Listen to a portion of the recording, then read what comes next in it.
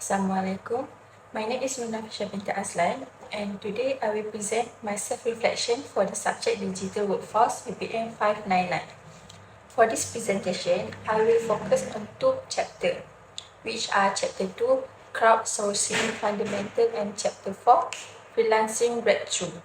In this presentation, I will share what I have learned, my personal learning experience, how this topic challenged my understanding, the skill I developed, the benefit I gained, and how I can apply the knowledge in the future. Self-reflection is important because it helps me understand my own learning process. Through this subject, I did not only learn about digital tools and online work, but I also learned how technology and support teamwork, communication, and future career opportunities. Before learning the subject, I usually saw digital platforms as tools for study or entertainment only. However, after completing this chapter, I realized that digital technology plays an important role for this environment. It can help people collaborate, solve problems, build career, and connect with clients or organizations from different places. Now I will start with Chapter 2, Crowdsourcing Fundamental. Crowdsourcing means using online platforms to gather ideas, services, and solutions from many people. It encourages teamwork and collaboration because different people can contribute different opinions and knowledge. In this chapter, I learned that crowdsourcing can help organizations improve their services and make better decisions. This is because ideas not only come from one person but from a wider group of people. For my personal experience, I use tools such as Google Docs, Canva, WhatsApp during a group project. These tools help me communicate with my group members, share ideas, and complete tasks together even when we were not in the same place. From the experience, I learned that technology makes teamwork easier. For example, Google Docs allow group members to edit the same document. Canva help us design slides together and WhatsApp help us discuss quickly. At first, I thought only collaboration was only about sharing ideas. But after learning this topic, I realized that digital collaboration also involves ethics, privacy, responsibility, and professionalism. For example, when we share information online, we must respect other people's ideas. We should not copy work without permission, and we must be careful with private information. This topic challenged my understanding because I realized that successful online collaboration requires trust. It is not only about completing the task, but also about being responsible and professional when working with others. The new perspective I gained is that crowdsourcing can improve innovation and problem solving. When people with different backgrounds share ideas, the solution can become better. This is useful for future career because many jobs today require digital collaboration skills. From this chapter 2, I also developed several important skills. The first skill is communication skill. I learned how to communicate clearly with my group members using online platform. The second skill is teamwork skill. I learned that teamwork becomes more effective when everyone contributes ideas and gives cooperation. The third skill is problem-solving skill. We face problem during group work and we discuss together and try to find the best solution. The fourth skill is digital literacy skill. I become more confident in using digital tools such as Google Docs, Canva, and WhatsApp for academic work. There are also practical benefits from this chapter. I improve my ability to use digital collaboration tools. I also become more confident in online learning and online teamwork. For intellectual benefit, I gain a better understanding of how organizations use crowdsourcing. I learned that organizations can collect ideas from the public or from online communities to improve their product, service, or decision making. For future application, I can use this knowledge in collaborative projects in the future. When I work in a company, I may need to work with people from different departments or different locations. Therefore, knowing how to use digital collaboration tools is very important. I can also apply ethical behavior in online work environments. This means I must respect privacy, give proper credit, and communicate professionally. For suggestion for improvement, I think students should be given more hands-on crowdsourcing activities. This can help students experience real online collaboration. More teamwork-based project and real-world case study can also help students understand how crowdsourcing is used in actual organization. For my reflection on Chapter 2, I use Google Docs, Canva, and WhatsApp to collaborate with my group members. I share ideas and work together with my group to complete the assignment. Through this experience, I learned that digital platform can support teamwork and communication. I also learned the importance of respecting different opinions during discussion. Sometimes each group member may have different ideas. However, instead of rejecting the ideas, we should listen and discuss properly. This experience helped me realize that teamwork is more effective when everyone contributes. If only one person does the work, the result may not be as good, but when everyone participates, the final outcome can be better. I also learned that communication and cooperation are very important in digital collaboration. Without good communication, group members may become confused about their task or deadline. Working with different perspectives also improved my problem-solving skills. This is because I learned how to consider different opinions before making a decision. Overall, this chapter helped me become more responsible and professional when working online. Next, I will continue with Chapter 4, Freelancing Breakthrough. This chapter introduces freelancing opportunities in the digital economy.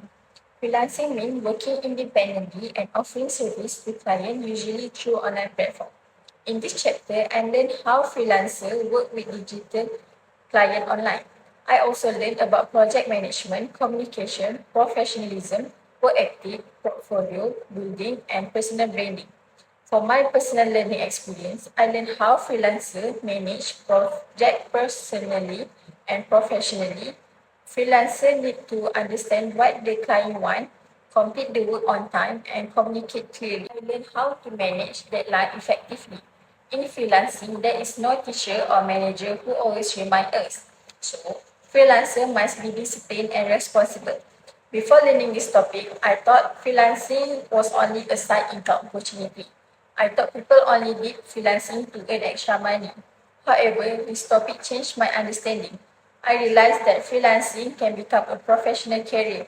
Some people work full-time as freelancer and earn income from clients around the world. I also learned that freelancers must manage many things independently, such as client, deadlines, finance, and quality of work.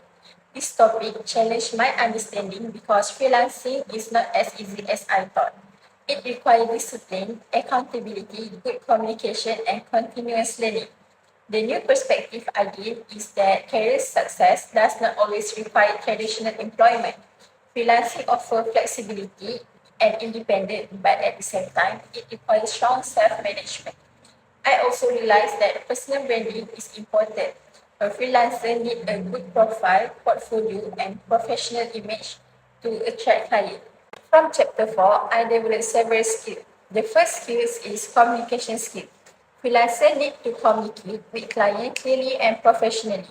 The second skill is time management skill. Freelancers must complete tasks before the deadline and manage their own schedule. The third skill is personal branding skill. I learned that a freelancer needs to show themselves professionally through a profile or portfolio. The fourth skill is financial awareness freelancer must understand how to manage income, pricing, and payment. The fifth skill is adaptability. Freelancer must be able to adapt to different clients, different tasks, and different work expectations. There are also practical benefits from this chapter. I gained a better understanding of freelance platform and how they work. I also improved my project management skill and become more confident in online communication. For intellectual benefit, I gained a greater understanding of freelancing and digital careers. I also become more aware of modern workplace trends.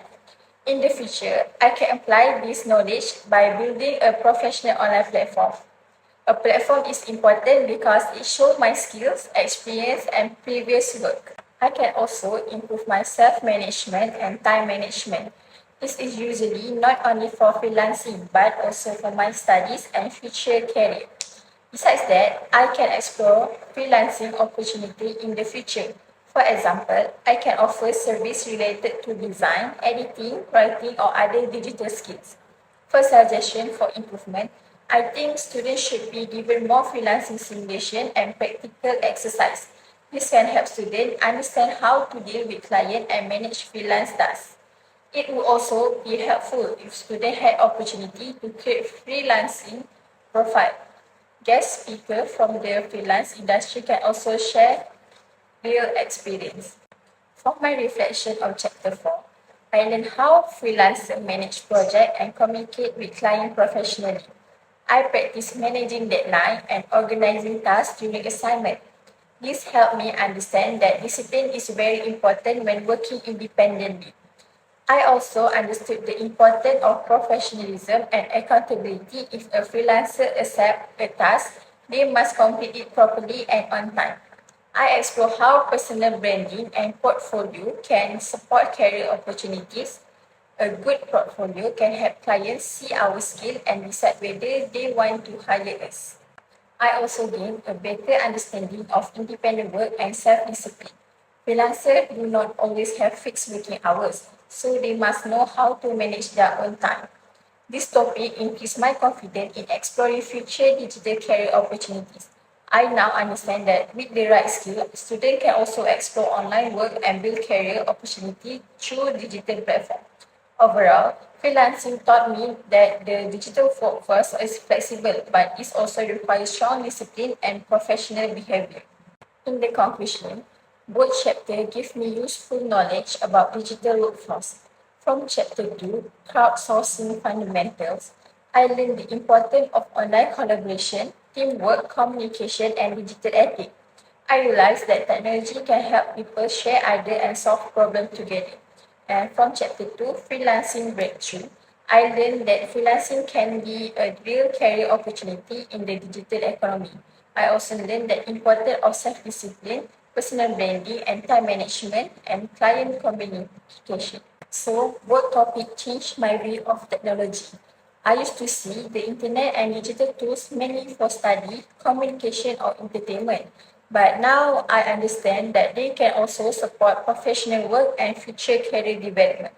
This subject helped me become more confident in using digital tools and more aware of skills needed in the future workforce.